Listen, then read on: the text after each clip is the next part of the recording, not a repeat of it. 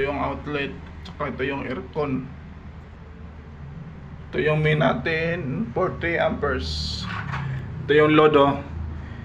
Isang aircon na window type. Dito yan ilalagay.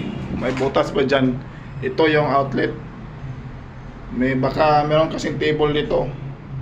Kaya tinaasan na natin. Tsaka ito outlet, tsaka ito. Ito din switch.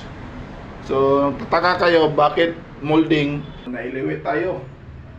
So sabi na may-ari, i-expose na lang daw. Wala tayong magagawa kasi may-ari na ang nagdesisyon na i-expose na lang. At saka yung panel board, ito expose. Ito yung ilaw.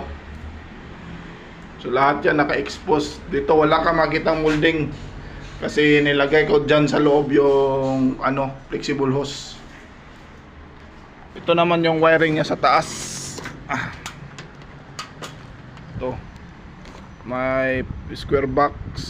Dito yung home run.